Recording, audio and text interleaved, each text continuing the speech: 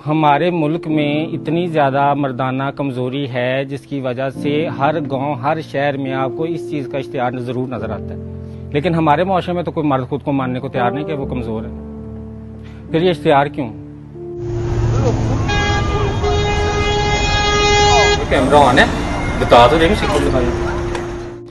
तो कमज़ोरी है कहाँ पे? कमज़ोरी यहाँ पे क्या हमने मर्द को इतनी ताकत दी है कि उसे हम सिखा सकें कि औरत इज्जत करने वाली चीज है, औरत रिस्पेक्ट देने वाली चीज? हमने सिखाया मर्द को? हमने नहीं सिखाया। हमने मर्द को सिखाया कि औरत खरीदने वाली चीज है। तुम जितना ज्यादा कमाओगे उतनी अच्छी खूबसूरत औरत की बोली लगा के खरीद पाओगे।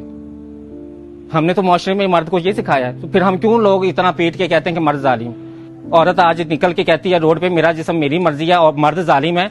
मर्द जालिम बना कैसे है? कौन सी औरत मर्द से आज ये तवक्को नहीं करती कि मुझे शादी करने के लिए अपनाने के लिए पहले तुम्हारे पास गाड़ी बंगला होना चाहिए? अगर कोई मर्द कहे कि मैं सच्ची नीयत वाला हूं, मैं मुखलिस हूं, मैं तुम्हारे साथ वफादार रहूंगा, मुझसे शादी कर लो, मेरे पास पैसे नहीं, कोई औरत करेगी उससे शादी? उस औरत को हक है फिर ये कहने का कि भाई मर्द जालिम है? औरत खुद जालिम है। औरत ने मर्द पे जुल्म किया हुआ है और वो इस जुल्म को मानती नहीं। मर्द इतना ज्यादा मर्द मजबूर हो गया कि अब तो हमें ये सुनने को मिलता है कि अब तो ज्यादातर खुसरे जो होते हैं ना वो नकली आ गए, वो तो कुछ लड़के खुसरे बने हैं। हम डूब के नहीं मरते ये बात करते हैं। वो कैसे नकली खुसरे बने हैं? मुआशरे का इतना बड़ा तबका नकली खुसरे बन रहा है, उसे कौन रोकने वाला है? कोई नहीं, क्यों नहीं उसकी कोई जड़ ढूंढ रहा कि भैया कहां से बनना शुरू हो गए? हमने मर्द को मर्द रहने नहीं दिया। हमने मर्द को सिखाया कि तुम तमाशबीन हो, तुमने पैदा होना है तो तुमने औरत को या बेचना है या खरीदना है। बहन बेचनी है और बीवी खरीदनी है। उसके लिए तुम्हें पैसे चाहिए बहुत ज्यादा। जितने ज्यादा पैसे होंगे उतना अच्छा माल तुम खरीद सकोगे। ये सिखाने के बाद फिर मर्द से हम किस चीज की तवक्को कर रहे हैं कि वो अच्छा मर्द बन के रहे सोसाइटी में? वो अच्छा मर्द नहीं बनेगा, वो इससे भी मजीद जालिम बनेगा। पाकिस्तान में 100 में से 60% नौजवान नस्ल है। उस नौजवान नस्ल में से 50% स्कूलों में नहीं है। तो जो 50% स्कूलों में नहीं है उनके पास एंड्रॉयड मोबाइल तो है, तो वो एंड्रॉयड मोबाइल पे क्या देखते हैं? वो एंड्रॉयड मोबाइल पे क्या कुरान और हदीस की तालीम सुन रहे हैं? क्या वो मोबाइल पे मुल्क को कैसे तरक्की की राह पे गामजन करना है वो नौजवान नस्ल ये सीख रही है जो स्कूलों में नहीं है? वो गंदी फिल्में देख रही है, जिनसी फिल्में जिनको सुनते भी हम शर्मा रहे हैं, जिनका नाम सुनते हैं मैं कहते हैं कि सारा जान देखता रहे लेकिन हम बात ना करें। ऐसे ऐसे हम मुंह छुपाते हैं एक दूसरे से। क्यों? हमने अपने नौजवान नस्ल में मुआशरे को ना तो तालीम दी है ना ही उसे तरबियत दी है। तरबियत को लफ्ज़ हमें नहीं ना पता क्या है।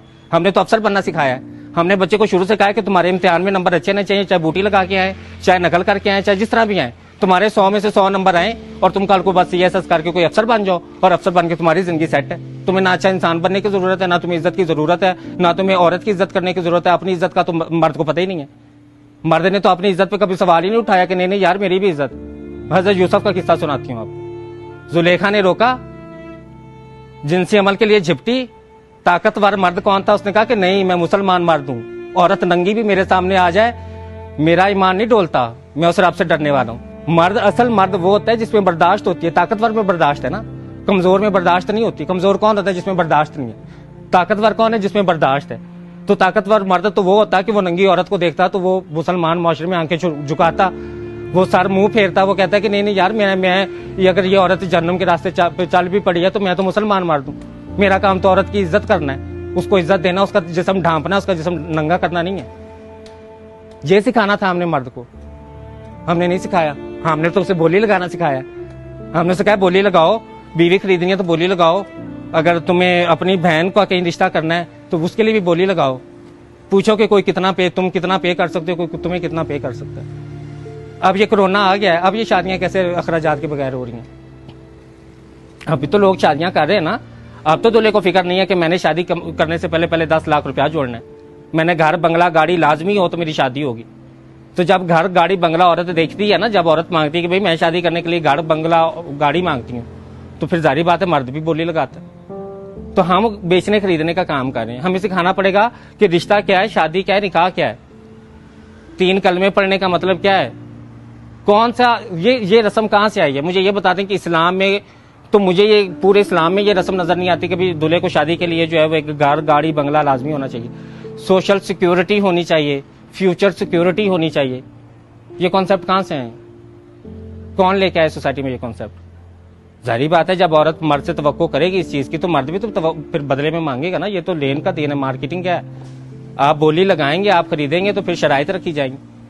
फिर जब आप दूल्हे को कहेंगे कि भाई तुम्हें शादी करने से पहले घर गाड़ी बंगला खरीदना है, तो फिर वो कहेगा भाई घर गाड़ी बंगला खरीदना है तो फिर मुझे इस नक्शे की औरत भी चाहिए। औरत ने क्या किया, औरत फिर मेडिकल क्लिनिक्स किस लिए खुले कि वो उस नक्शे की औरत बनाने के लिए, कि इनको काटो, इनका पेट काटो, इनकी छातियां काटो, इनके चेहरे काटो, प्लास्टिक सर्जरी के नाम पे काट काट के इनको पेश करो मार्केट।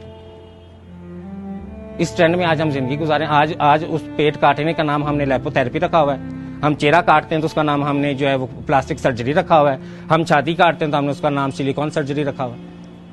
हमने तो नाम बदल के तो उनको बड़ा ग्लोरीफाई किया हुआ है ना। उनके नाम ऐसे ग्लोरीफाई करके रखे हुए कि कोई ये महसूस ना करे कि मैं जिंदा जान अपना पेट कटवाने लगा हूं। ये किसी को महसूस ना हो, सबको ये महसूस हो कि मैं लैपोथेरेपी करा रहा हूं, मैं पता नहीं हुसन का शहजादा बनने लगा हूं। हमारे वक्त में तो फिर भी जो मर्द होता था ना, जब जवान होता था तो मेरे नानी दादी जो थी वो देसी घी की खुराकें बनाती थी, वो मजूने बनाती थी कि नहीं बच्चा जवान हो गया उसको ये खुराक खिलानी। आजकल बच्चे क्या कर रहे हैं, आजकल जो स्टीरॉयड का टीका है, जहर है, वो जिस्म में लगा रहे हैं। जवान बच्चा, ना उनकी ज़हनी हालत ठीक रही ना उनकी जिनसी हालत ठीक रही। और बच्चे पैदा करने का मतलब ये कतई नहीं है कि आप जिनसी तौर पे मजबूत और ताकतवर हैं। बच्चे पैदा होते हैं अल्लाह के अमर से।